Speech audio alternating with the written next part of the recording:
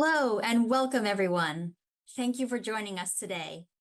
My name is Sarah Zetterly, and I'm the director of the Aspen Partnership for an Inclusive Economy. Today, we are kicking off our three-part webinar series called Economic Catalysts: Conversations with Leaders in Inclusive Growth. Economic catalysts drive systems change in our economy by spurring innovation, bridging divides, and addressing societal inequities. This fall, we will bring you three insightful discussions with influential changemakers who are reshaping the concept of work and wealth. We thank the MasterCard Center for Inclusive Growth for their support. The theme for this first webinar is Values-Aligned Investing. Our host for today is Erica Karp, Executive Director of the Finance Leaders Fellowship. She will be in conversation with our guest, Justin Rockefeller, founder and co-chair of The Impact and a trustee of the Rockefeller Brothers Fund. Erica and Justin will engage in a 30-minute conversation.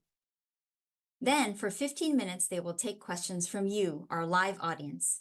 So at any time during this webinar, please use the Q&A function at the bottom of your screen to tee up questions for Erica and Justin. All right, without further ado, let's bring on Erica and Justin.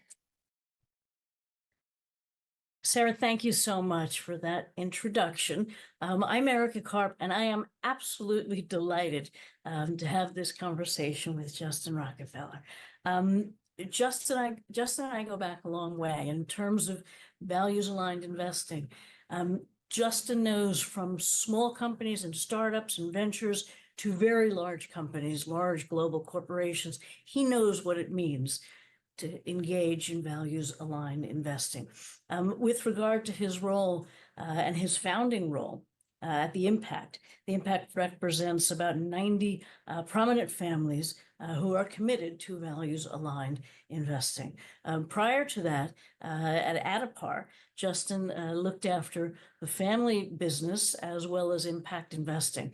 Adipar is a tech-based organization that works with over $6 trillion in assets. I was lucky enough to be one of their clients in the past. So Justin himself and his work represent the best of what values-aligned investing can be. The best in terms of understanding how we intentionally look for social impact. By the way, just to set the stage here, a little bit of terminology. When you hear the terms values-aligned investing, or you hear sustainable investing, or you hear impact investing, or you hear socially responsible investing, and there are more terms. In the final analysis, these are all investing.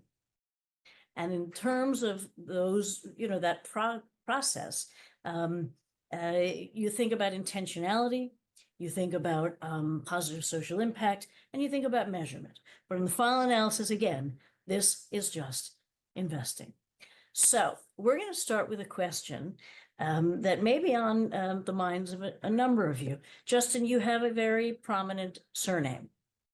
And given that, we would love to hear about the legacy of the Rockefeller family. So could you share whatever you might on the legacy and how you became, in my view, truly one of the finest people out there? No pressure. Thanks, Erica. Well, look, in a word, it's humbling, right? There are many advantages to growing up with a silver spoon in your mouth, so to speak. The one that I think is the most important is the ability to think long-term, sort of the freedom to think long-term, which is exceedingly difficult when someone is worrying about where their next meal is going to come from. There's a credo outside of Rock Center from a speech given by my great-grandfather, John D. Rockefeller Jr., and it sort of sums up how the family views its place in the world here. So I'm just going to quote this. I believe that every right implies a responsibility, every opportunity an obligation, every possession a duty. And that's a bit heavy, but I'll tell you about the results of what that means to us. I think it's pretty common for wealthy families to have a similar origin story, what there's a family business, and then they try to figure out what to do with the money that emerged from that. And we haven't had a family business since 1911, which was the breakup of Standard Oil. So we have focused on institution building, right? This is thinking long term and trying to build institutions that outlast individual people. And that's been through both capitalism and philanthropy. So capitalism, you know about Standard Oil, there's sort of early venture capital, think Venrock, right? Venture capital, Rockefeller, early investment in Apple. There's banking with the Chase Bank and real estate like Rock Center. But also on the philanthropy side, there are, I think, close to about 100 organizations that family members have started. And these include institutions like foundations and universities and hospitals and museums and national parks. And too many to talk about, but there are some common themes. One is advancing science and education. Another is environmental conservation. Another is sort of building civic infrastructure, especially civil rights, promoting open dialogue and cultural exchange. But here we are today. I'm in the 5th generation of the family, and there's a math problem, which is there are about 300 members of the family and fewer per capita resources than there used to be. But people in my family still want to have positive impact. So how do we honor and build on those family legacies of both capitalism and philanthropy? And the answer that I think is most compelling is to focus on values-aligned investing, which sort of sits at the intersection of capitalism and philanthropy and allows people to both create wealth and measurable and sustainable social and environmental impact. And that wealth can be reallocated towards more impact. When we think about values-aligned investing, you mentioned capitalism, right? We have philanthropy, we have capitalism, we have, blended finance. But with regard to capitalism, there are many who argue that it's broken. It's broken in terms of the issues of income and wealth economy. It's broken in terms of environmental degradation.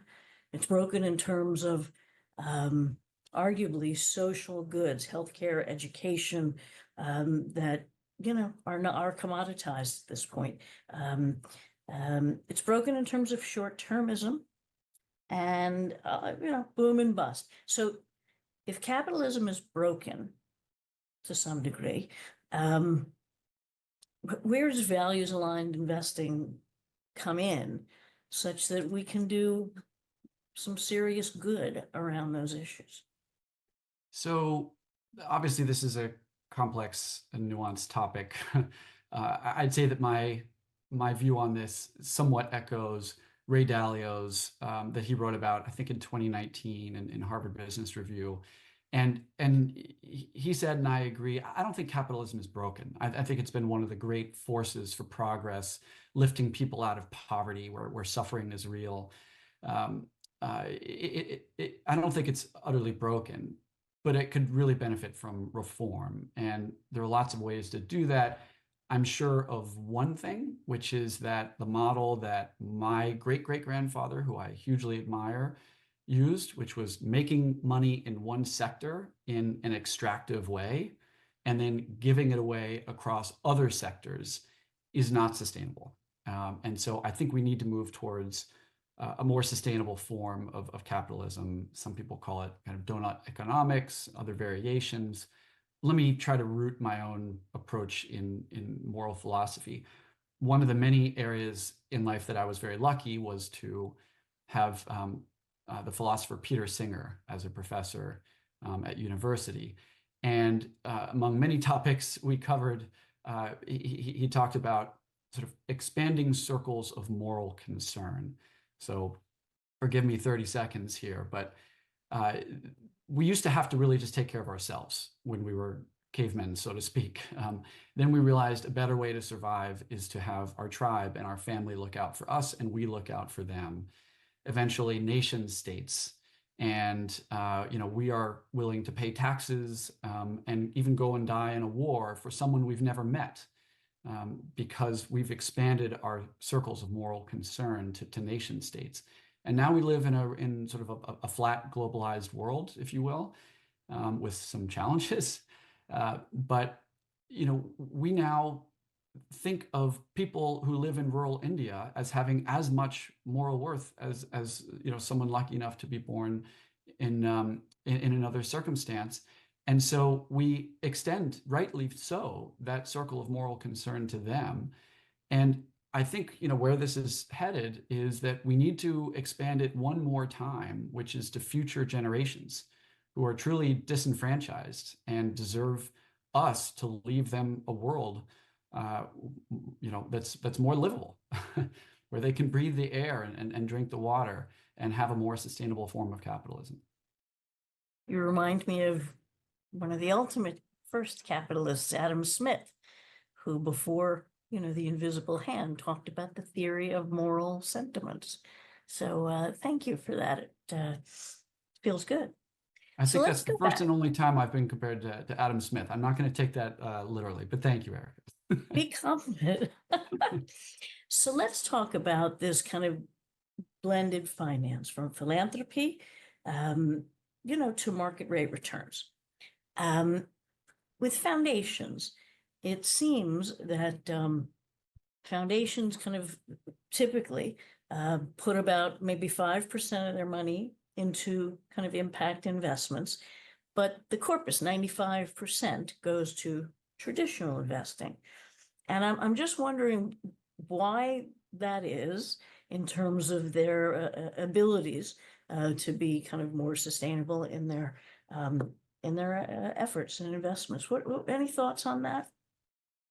So, part of the beauty of this model of, having individuals make money and then start foundations to address challenges that they think are relevant are the diversity of approaches. And I wish that more foundations weren't indifferent to the way that they make money through their endowment. I think that the real enemy, if there is one here, is just indifference or apathy as to what people's money is doing in the world. I think the project that's more interesting is to try to match your priorities and your values, or in the case of a foundation, your mission and your resources. And people and institutions have lots of resources. You can think of your capital, your time, your knowledge, your influence, your passion, your network, your voice, your vote. And so I'll give you one example that I'm proud of with our family. There's a foundation that my grandfather and his 4 brothers set up called Rockefeller Brothers Fund. And it's been around since 1940. And the endowment for this foundation obviously comes from Standard Oil, right? Yet 50% of our grant making goes to fight climate change. And that's no accident. We as a family feel that we have a special moral obligation to fight climate change because of our historical ties to the fossil fuel industry. And so more than 10 years ago, we decided that we are going to try to not just think about how to maximize the effectiveness of our grant making, but rather to consider the total positive impact that we could have as an institution. And that includes not just the grant making, but also the endowment, right? How the money is made. And so we decided that we should try to decarbonize our endowment. We recognize that divesting of a security is not the best way to affect change in every circumstance. But we had tried as a family to lobby certain fossil fuel companies that came from Standard Oil, long story short, to no avail whatsoever. And we also recognize that one of the tools on our tool belt, right? Everyone has a different tool belt for affecting change. One of ours was the surname attached to the foundation. And so we decided we're going to, 1, divest of fossil fuels, and 2, actively decarbonize the portfolio, and 3, really try to think about how this endowment matches with the mission of the foundation. And so, for example, we have allocated at least 25% of the endowment to be managed by firms led by women and people of color. So there are lots of tools on the tool belt, and we just decided let's try to use more of them because we're trying to address big, seemingly intractable challenges. Actually, let's go back to the impact, all right, and how the 90 families of participants are driving, societal change. Can you give us, more insight into that organization, how it works, the nature of the investments, as much as you might share? Sure. So this is a nonprofit network of families committed to aligning their investments with their values. And first question is, why families, right? Why choose a grass tips approach, if you will, rather than a grassroots approach, which is hugely effective for other causes? And in this case, I think families make sense for a few different reasons. One is that they're nimble, right? There's not a lot of bureaucracy. When you can convince the matriarch of a family to go in a certain direction, then they can change pretty quickly. Also, families are long-term thinkers. They're sources of patient capital, and they have influence over larger pools of capital, such as private banks, for example. And so what we tried to do now, about 10 years ago, is set up a safe space for these families to cross-pollinate ideas and best practices and lessons learned, and then to take the trust that they build with one another and actually collaborate on specific projects that address market gaps. So, for example, we set up a way for them to collaborate through something we call the lab. And this includes multiple fiscally sponsored projects. So, for example, research projects. We've spun out a nonprofit. We've spun out an asset management firm. And actually, one of those fiscally sponsored projects, you'll be proud to learn, is called Ownership Capital Lab, and it's from one of the Aspen Institute Job Quality Fellows, Allison Legame, who previously led Project Equity. And it's focused on employee ownership and is using innovative ways through finance to expand the concept of employee ownership and give asset managers and investors more tools that they can use. So this network of families are working with each other, they're co-investing in projects, but generally speaking, they're identifying market gaps and trying to work with each other to address those market gaps. Okay. By the way, as we're talking, I'm seeing some questions come in from our audience, and one touches on something we talked about earlier, that capitalism is flawed and some issues right now. That relates to income and wealth inequality. And when we think of the bottom of the pyramid globally, when we think globally that 2 billion people make under $4 a day. And how do you invest in bringing the whole world up, the base of the pyramid?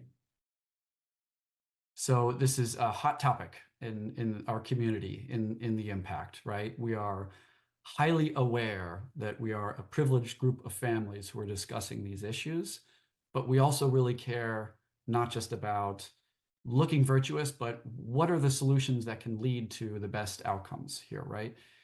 How do we collectively try to mitigate risk for large numbers of people?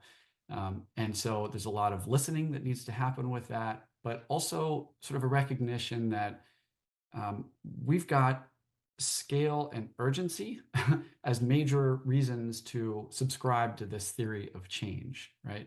There are big, seemingly intractable challenges in the world. Think of climate change and poverty and access to basics. And like mounting public debt, these problems have compounding effects. So they require the efficiency and the scale of the capital markets.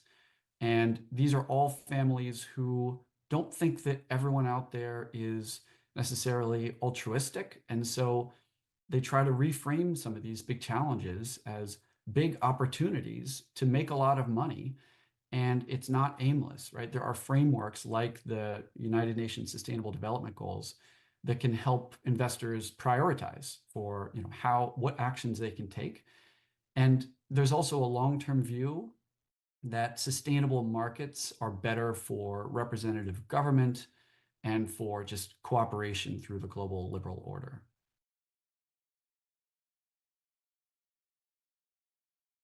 Can we talk a minute again? We have a number in our audience who are interested in, how do you collaborate with government or private sector? How do you have, public-private partnerships maybe?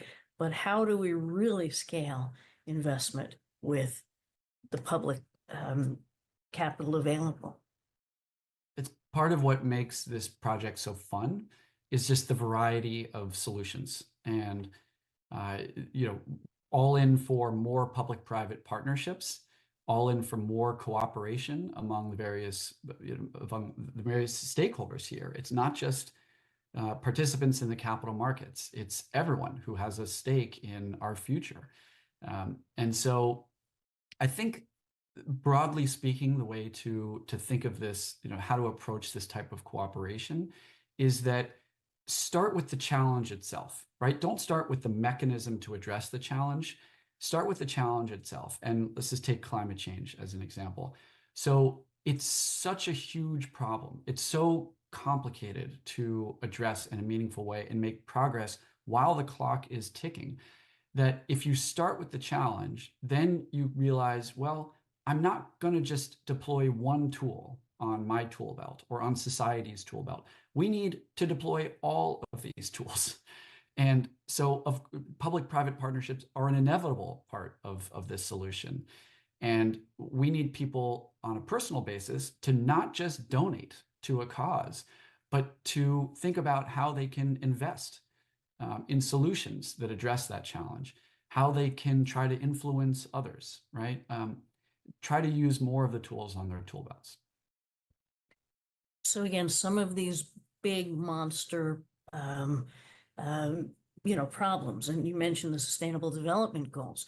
So we think obviously about climate, but then, food systems and sustainable cities and water, right? And clean oceans, all those other things. I'm just curious, are you guys involved in any of those aside from decarbonization? I think all of those. And what we've done is set up working groups. So, for example, multiple families from Chile might be working together with other LATAM families on certain issues, but they're also very curious as to what families in Northern Europe or Korea or Japan or in Kansas, how are they addressing challenges like, for example, a more sustainable form of agriculture. And so they recognize the regional approaches that have worked for them because that's where they live. They know philanthropic opportunities, they know some investable opportunities, but they don't necessarily know what works, what hasn't worked, and what's currently being tried in other geographies. Hence why we emphasize so much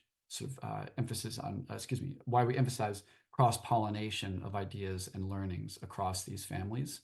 And it's endlessly fascinating because everyone has different approaches to similar challenges.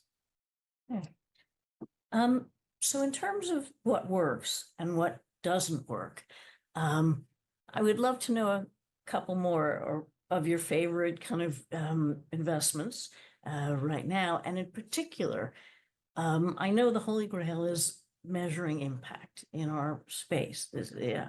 So again, a couple of your favorite investments, and how do you measure the outcomes? I'll focus on one that I've made personally. And again, the Aspen Institute, is everywhere. This is a company that was started by one of your Crown Fellows named Cody Friesen called Source Global. And he, as I've emphasized, started with a problem. And in this case, several problems relating to water, which is that about 1 out of 3 humans alive today don't have access to clean drinking water. And number 2, that women and children, for the most part, spend about 200 million hours daily, collectively, fetching water. And these are 200 million hours that can and should be repurposed elsewhere on better uses of their time. And so he started a for-profit company that I invested in, Source Global. And it's a technology-based company. They make hydro panels. So think of solar panels, but with some, some space underneath it where there's fans and a box. And short version is that, these fans pull in ambient air and act as somewhat as a dehumidifier for the sky where there is ample water.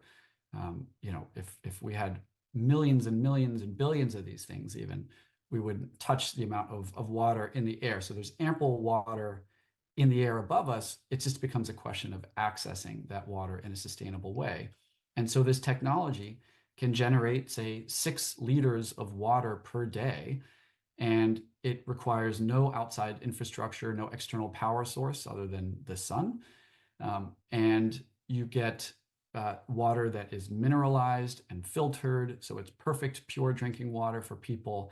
And you can tie together big arrays of these things and feed whole communities. And so municipalities will buy big fields of these, even buying water as a service, as a new concept. And so it is already a very valuable company. And there's a perfect sort of linear correlation between the business model itself and positive, measurable, and social environmental impact, right? It obviates the need for bottled water, lots of plastic. I think that water bottles, plastic water bottles, and transporting it all, it's something like 3% or 2% of global carbon emissions. So the environmental impact is tangible, the human and social impact is tangible. And the better they do as a business, the more positive impact it's going to have. So that's one tangible example, just to wrap your head around it. Oh my God, that's a really good one. Thank you for that. And by the way, you talked earlier about systems and complexity. This reminds me of a story where a company that has a safe and effective and affordable birth control pill, which sold to the emerging world, to women, allows women to spend less time fetching water. They're working harder on their farms, right? These small share farmers. The farms become a better carbon sink. And so we're helping women, we're helping water, we're helping the environment. It's complex, but everything is connected in a very powerful and beneficial, impactful way. So that was a perfect example. Thank you for that. So why don't we take a minute and take some questions? And I see one coming in, Justin, for you. So let's say one of our callers is not a wealthy person and doesn't come from a prominent family and wants to align their tiny 401k investment with values. Where should they go for advice? And what should they think about making their choices in personal investing? Totally, the type of question that I hope everyone will ask, because you don't even, it's helpful if you've got a 401k or you're investing, but you don't have to go even that far with your tool belt for affecting change, right? It's as simple as making behavioral changes yourself. For example, eating less meat than you used to. And then not just stopping there, but trying to influence others, right? Most of the impact that people will have in their lives will be through their careers. And it's great if you have investable dollars to add to the equation, but there's so many ways to affect positive change. In the example of the 401k, I'd say there now, as opposed to 5 or 10 years from ago, are abundant number of solutions. And I probably don't want to get in trouble by leaving some out or naming some, or I'm not a registered investment advisor, but this is not a wheel that you need to reinvent, so to speak. If you Google values aligned investing opportunities and 401k, you will get plenty of search results. If you are lucky enough to have an advisor or work or know someone who has a wealth advisor, these are questions that you can ask them as well. They already have easy solutions to do this. And I'd say just don't feel like you have to reinvent the wheel. The most important step is just to start, right? Recognize that your money or your resources are doing things in the world that have moral consequences. And so the more that you can be honest with your own sense of accounting, that every company you're involved with, all your consumer choices, all of your investments already have impacts, plural, both positive and negative. The real difficult work, the accounting work, comes with trying to recognize that and try to account for those. This goes back to your question about measuring impact, Erica, and there's no silver bullet here, right? Because there are multiple forms of impacts in the world. There are multiple metrics associated with this type of work. But I promise you it's a lot easier than it used to be. And I will be less shy than Justin in terms of suggesting advisors and products. There's so many great advisors doing this work. There's firms like Trillium and Green Alpha and West Fuller. I mean, there's so many. Just make sure they really know what they're doing, because it is a false dichotomy to think that you can't invest for market rate returns and get social impact. You absolutely can. So that's, that again, like Justin said, every investment has impact, whether it's good or bad, that's another story. All right, so our next question is actually free. I know, Erica, I know you spend a lot of time in traditional capital markets. Does values-aligned investing imply that a person or family needs to settle for lower returns? So this, my comment got to this, for knowing that their money is helping to shape a better world. Absolutely do not have to give up returns. Again, false dichotomy. You do need a manager that absolutely knows what they're doing, all right? Because it is a little complicated. You do have to think of how to, well, as an example, decarbonizing a portfolio might not be easy, especially if you have big capital gains and you don't want to have a big tax bill, but it's absolutely doable. The next one for Justin, what is your process for identifying nonprofits in the US that are already doing work in specific areas such as child protection, education, mental health, in conflict and war-affected areas overseas? So your prospect for identifying nonprofits. So yes, this is in the sort of, the giving bucket.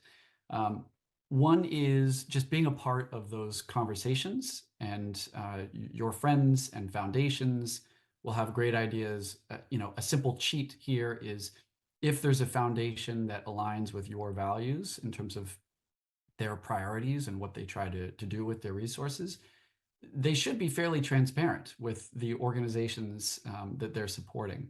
So that's a cheat, if you will. On the for-profit side, you might look at a venture capitalist's website and see their portfolio companies to look at interesting, solutions that you're interested in. Back to philanthropy and choosing, let's break it down into choosing causes and then choosing organizations within those causes. So I think I put more emphasis on the former, choosing causes, than the latter in terms of best actors, just because others are so much more qualified to choose best actors within each space. But in terms of the types of causes, I really think of three criteria. One is that it's important, right? That the work that they're doing is important, that it matters to future generations, that it matters to people and to planet today. The second is that it's tractable, right? That you can actually make progress against it. Even things like fighting the risk of, or mitigating the risk of asteroids hitting Earth is now tractable in a way that it used to not be. And then the third is that it's neglected or relatively neglected. I think your dollars are going to go further if a cause is neglected.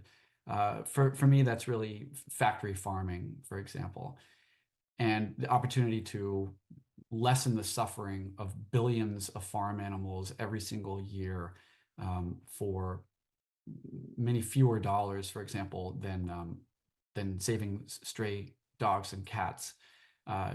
Is one example where I think your money can go further. In terms of finding best actors within those causes, I still think there's a useful exercise that I would encourage people to go through, which is, it sounds a little obnoxious, but pretend that you are a foundation, right? And that you have $100 to give away every year. Actually assign percentages to the causes that you care most about. And the first time I did this exercise and just tracked where my charitable dollars were going, I realized that almost half of them were going to friends who asked to support their causes. And I looked at the causes, and they weren't really the causes that I cared about, but because my friends asked, I gave. And I tried to become more disciplined about this. So in assigning percentages, I do it and my wife does it. And then we blend with 50-50. And then so we've got our list of causes by percentage that we care about. And then we just, allocate the $100 that way, so to speak. And in terms of finding great organizations within each of those causes, I'd say, look elsewhere if you're not going to spend the time to do the diligence yourself. I'm partial to an organization called GiveWell, for example, and The Life That You Can Save, set up in part by my college professor, Peter Singer, the philosopher. These are organizations that have spent a lot of time looking at highly effective organizations within some of the more important cause areas as I see it. So personally, I try to be a bit of a meta giver, where I give to causes that I think are building up capacity to fundraise from others and sort of leverage their capabilities to advance a particular cause. Sorry if that was a bit long-winded. That's good. I'll throw in, there's a fair farming initiative. That's another one that's doing a lot of work on factory farming. And there are a number of films out there that we can get. They are disgusting, frankly. So that's an interesting one. And by the way, in terms of places where there's less focus than there should be, mental health is a big area right now. That really arguably is really the next giant crisis, and we're in it. So the Aspen Institute and the Finance Fellows recently put out an important report that you can find on the website, but it's about how do you deal with this crisis. So again, that's a place where investment really can have impact. And in that report, there's actually ways you can invest, whether it's companies, whether it's funds, whether it's venture.